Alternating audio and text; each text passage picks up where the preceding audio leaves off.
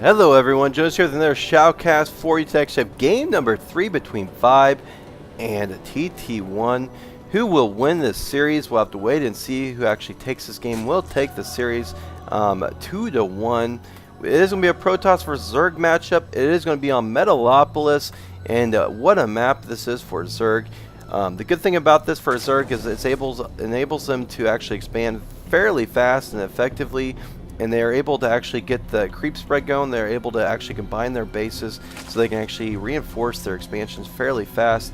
The bad thing about this for TT1 is going to be cross positions. So this already is in favor of the Zerg big time because of the cross positions.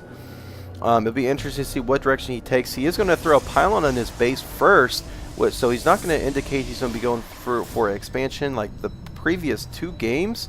So it looks like he's going to go for some sort of one base play. Be interested to see what direction he takes. One thing we will have to watch if he goes for a faster type of gas. The past 2 games, obviously he didn't do that.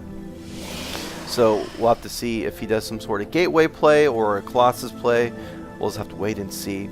We are going to have Vibe able to scout this top portion of the map. He's going to be able to see that it's not close positions from the top view, but it could be close positions down the bottom view, so he needs to be very, very safe. And that's exactly what he's going to do. Throwing out that spawning pole first, not a hatchery, just like the previous games.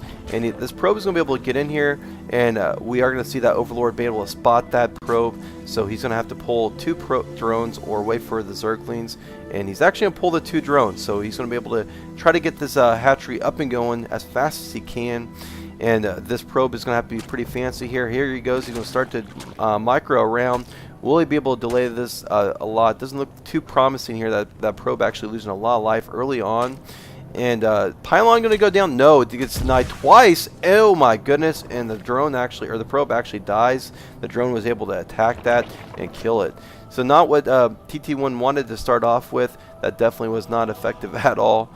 And we are going to see him throw down his Cybernetics core on the front of his base. So he's going to try blocking this off as fast as he can. Be interesting to see what direction he takes. Actually, look at that. Get 2 gases really, really fast.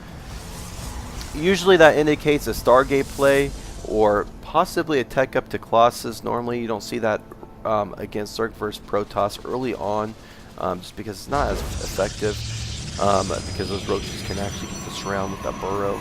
But we'll have to wait and see. I mean, I could be wrong. We could see Colossus. He could prove me completely wrong.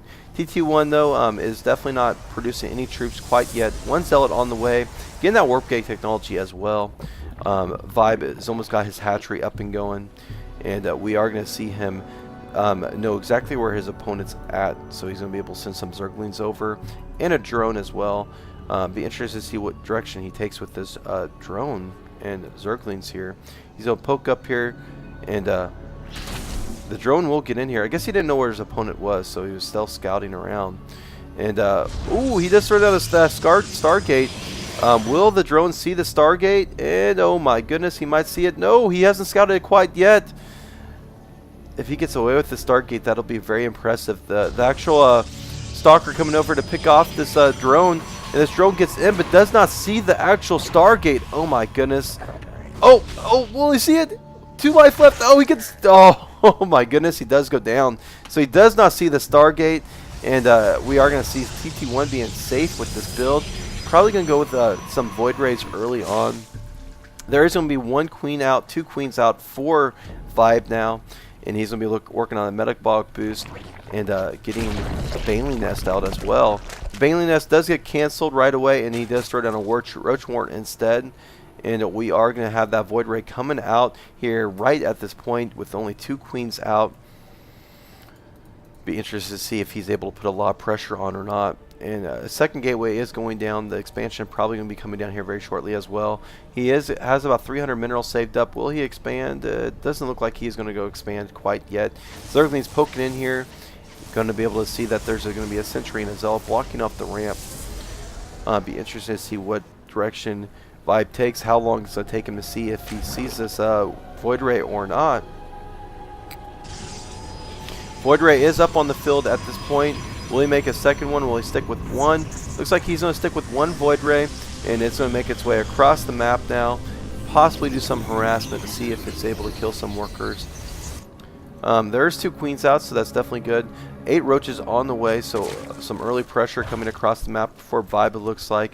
And the worker count's going to be 33 to 31 in favor of Vibe. And here comes the pressure. The Void Ray is going to be spotted here very shortly as well. Here we go. We are going to have the roaches spot the Void Ray right away. And the roaches are going to start to get some damage done to them. And here comes the push. It is spotted right away for TT1. So good move for TT1 to be able to stop this army that's marching across the map.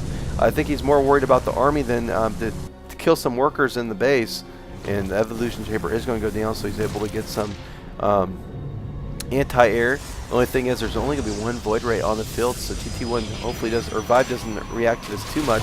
Here comes the push. We'll force the cancel of the Nexus. The Nexus is going down, and the pressure is coming across them. There's the cancellation from the Nexus. The Nexus was almost completed, and then Vibe is going to push out of the base. Great move from Vibe there, able to force the canceled Nexus there when it was almost completed.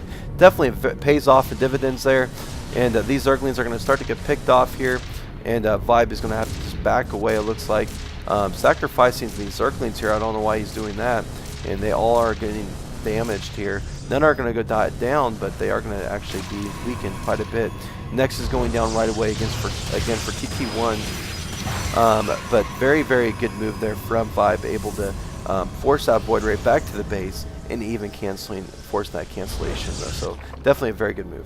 Now going back to the game, 40 to 38 is the worker count, and we already have 5 more drones being produced, so he's going to jump right in ahead, even work on the 3rd expansion now, which is going to be up and going here in just about a few seconds as well. And we are going to have him get that attack 1, producing about 4 roaches there, but not overproducing troops. He's really trying to macro up to get a very good lead, and we are going to see this Void Ray going across the map once again to try to put some pressure on. And actually going back to his base now. TT1 in a really bad position now in this game, because we are going to have basically Vibe just take full control of this game, getting very good saturation on all 3 of his bases, getting that actual roach speed as well, so doing a great job. Spreading the creep as much as he can to connect his bases as well. This is one of those things that I mentioned earlier, which is going to pay dividends down the road if he's able to combine all of his bases, because he can actually reinforce them just that much faster. And worker count, I'm scared to look at it now, 57 to 44 now, in favor of Vibe by quite a bit. And if we look at the army size now, 33 to 36, so pretty even the army size, but that worker count is starting to pull way ahead. 63 to 48 now for the worker count in favor of Vibe by a lot.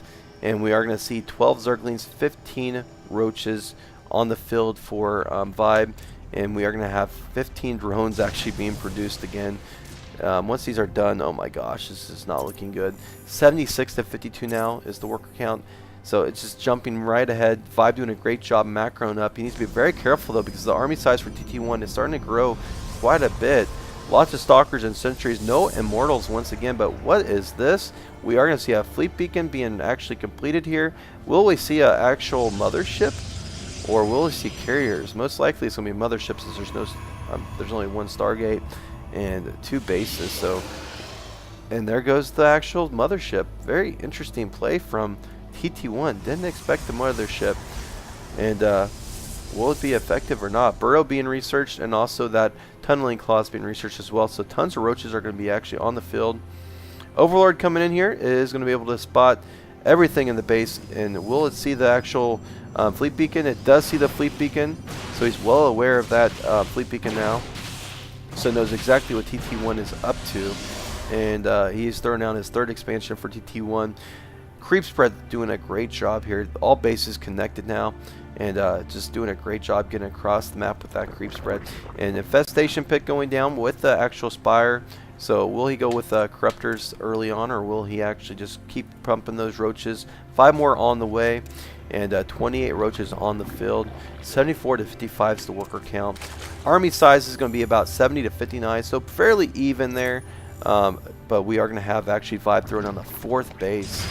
And Zergling's coming in here to actually pick off a pylon. Will they be able to pick off this Nexus? Not going to happen though, because here comes reinforcements from TT1 to destroy these Zerglings, and that Nexus is going to be safe to go up and going.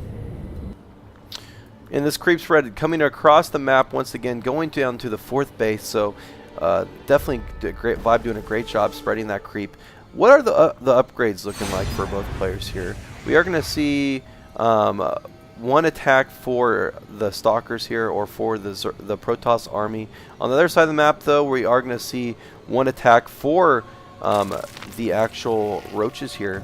2 attack on the way with the upgrade for the Corruptors. 11 Corruptors on the way to deal with that mothership. Had a hard time saying that, apparently. And we are going to have that 1 armor upgrade being researched for TT1. TT1 is actually looking pretty bad at this point. I mean, you're letting the Zerg player just go nuts with the creep spread and the base control. Up to 4 bases now, and the worker count is, oh my goodness, 66 to 78 now. So definitely looking really good for Vibe. Vibe has actually got 1,000 minerals in the bank now too. So even if he's able to destroy this army, which he probably will, Vibe is able to build that army right back up really fast. Here comes the attack from Vibe though, and Vibe is going to be basically is maxed out. 200 army compared to 157 for the Protoss player. He is going to be able to block this off a little bit here, throwing down 3 gateways and a cannon. But here comes the attack. Vibe is going to be able to destroy these nexus and these cannons with no problem at all, and is able to get in position as well.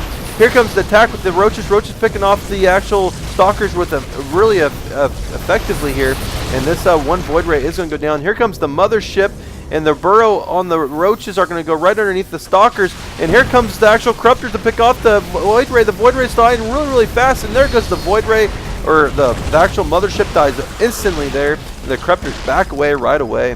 And Vibe is going to come in here with the Roaches once again, pick off a lot of Stalkers here, and more Stalkers being warped in, and these Corruptors are just waiting to be Broodlords here down the road, I'm sure. And here we go, we are going to see acid be thrown all across these Stalkers here, and right there, that's the ability right there, Corruption, which actually makes the troops take 20% more damage, and as you can see, that was very effective there. All the Stalkers are dying there by these few Roaches that are on the field, and look at that worker count, or army count, 172 to 110 already, almost maxed out, 3,000 minerals in the bank, and Vibe is just going to be able to keep doing this pressure with all those minerals he has. Another Mothership is on the way, and I don't know what Vibe can do, or I'm sorry, what TT1 can do. And we are going to have a Greater Spire on the way, about 20% done. Once these Broodlords gets up, this is not going to be good at all for TT1. TT1 just doing some sort of interesting tactic, which I think the big person that likes to do this is going to be, can't think of his name right now. Wow, have him memory. I'll let you know. But here comes the attack, and we are going to see Corruptors on the top, and we are going to have Roaches on the bottom. And we are going to have him push in here with these Roaches. And here comes the attack. Roaches are going to burrow, be underneath the ground. There is going to be Observer up on the field, but these Stalkers are going to actually be able to get lots of attack on these Roaches. These Roaches are dying fairly fast but the Zealots are all dying here. Immortal is out, so this army should be able to be cleaned up with this Immortal on the field now. And the Roaches are going to have to back away. And yeah, that was still going to be very effective because he's maxed out once again. So not looking good for TT1 at all.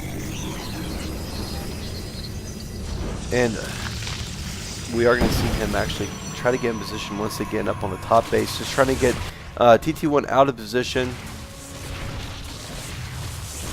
And sorry, my voice is starting to...